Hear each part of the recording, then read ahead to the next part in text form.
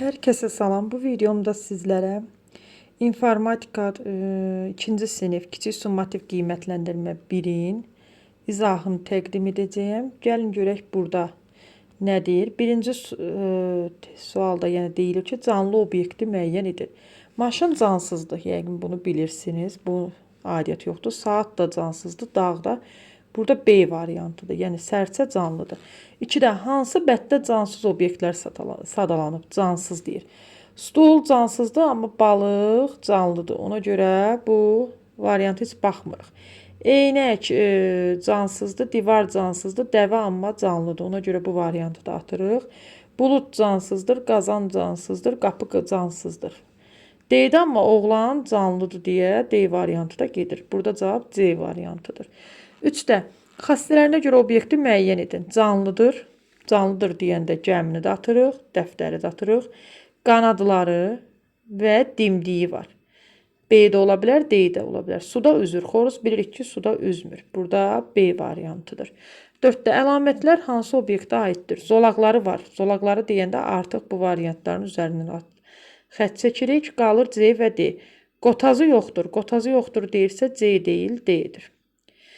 5-də nə deyir? Tapmacanı tapın. Papağı var, adam deyil. Meşədə bitir, ağac deyil. Göbələkdə də meşədə bitir, papağı da var. 6-da dəftər, kitab, gündəlik, televizor. Bu obyektlərin oxşarlığı nədir? Dəftər də dörtgöncdür.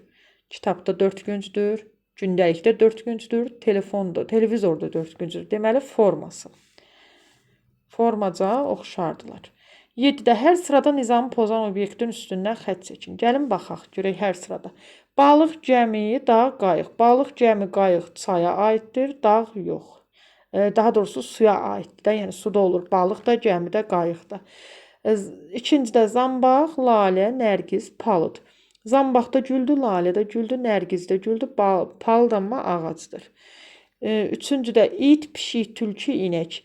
İt, pişik, inək ev heyvanıdır. Tülkü amma yırtıcı, yəni ev heyvanı sayılmır.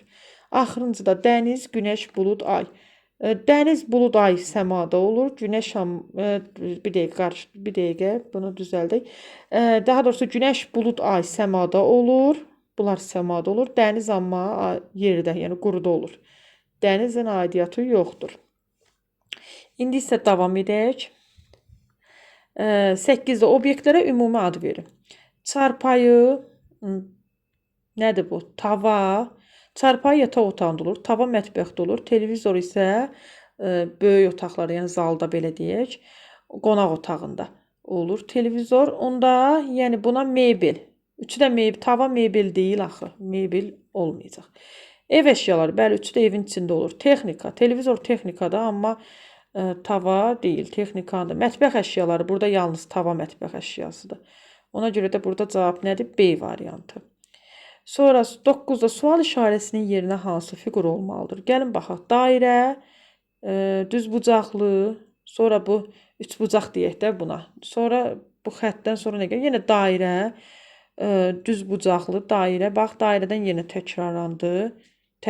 Düzbucaqlıdan təkrarlandı. Deməli, bu üçbucağa oxşayan ola bilər. D variantı olmalıdır. 10-da bu obyektlərin ümumi əlamətini qeyd edin.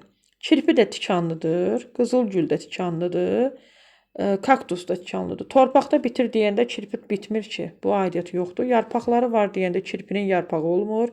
Dairəvi forma heç birinə aid deyil. Burada cavab B variantıdır. Bu qədər uşaqlar. Zəhmət olmasa kanalıma abunə olub videoları bəyənin. Bütün summativlərin bir-bir izahlarını sizə təqdim edəcəyim.